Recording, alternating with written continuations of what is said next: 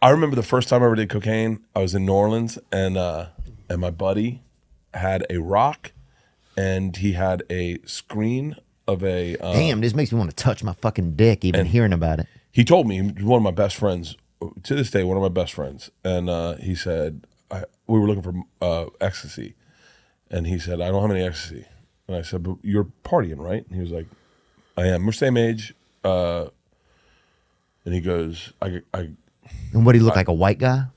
really good looking guy, more Italian, more like Michelangelo.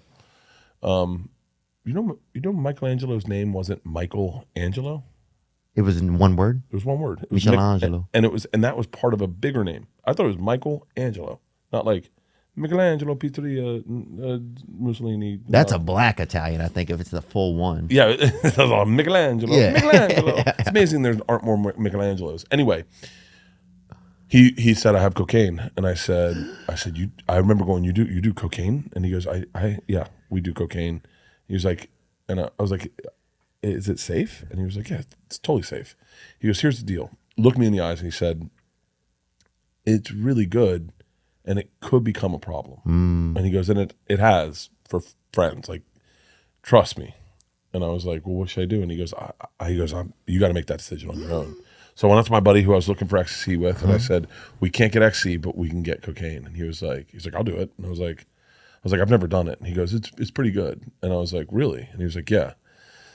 So we went back. I said, I'll do some. Didn't have to buy it. He just gave us, I grew up with a kid, and he shaved it off of the screen of like a window. It was a screen. It was a screen that was on like a tilt. So it was like two sticks with a screen that went like this, and it was maybe this big. That's carpenter's cut, dude. And that shit is good. He shaved it off of that, and it feathered down, and he cut a line, and he said, snort half of that with your nose. And I snorted the whole thing with one nostril. Yeah. And he goes, that's, I think you're good. And I went, okay. And Theo, immediately from this tooth over and this tooth over went ice numb, the whole side of my face. And I was like, woo, I felt woo. And my first thought was, I remember I could walk outside and rip a tree out of the ground and carry it around tonight. But I'm so smart that I won't do that, because if they see me with a tree, they'll go, he's on cocaine. So I'm not ripping trees out.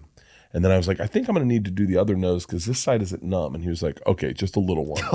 And he gave me another line, and I did the other side, and this tooth went sing. I mean, I could hear it go sing, and it went all the way over there. And I said, I looked at my buddy, and who I won't say his name, the buddy I was partying with, Ron, and close. And so I said to our other friend, I said, I think we're gonna go down to the Bourbon Street. And he was like, okay. He's like, no cell phones. He was like, we'll see you later. And I was like, great. And I looked at my buddy and I said, let's go have some fun.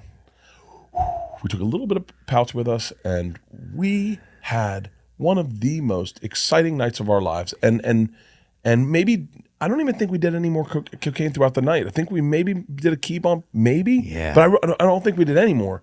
And we had the greatest fucking night of our life. And then that night, went back, passed out in my truck, woke up when the sun was coming up with the most acutely searing anxiety attack I've ever had in my life.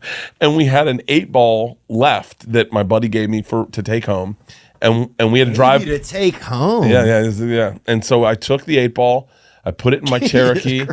We drove from New Orleans to Tallahassee, and all my brain did was like, I heard my brain, you got regular brain where you go, hey, maybe we should pull over and get McDonald's. And your little regular brain, regular little guy you've been with your whole life.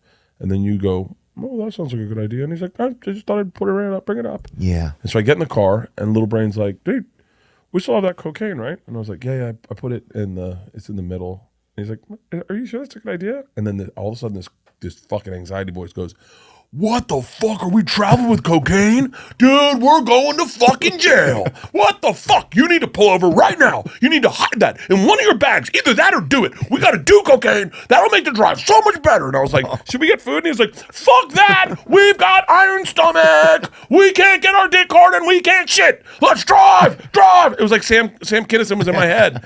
And man, I tell you very candidly, I haven't got rid of that voice forever. And that's why I don't fuck around with cocaine, is that fucking voice.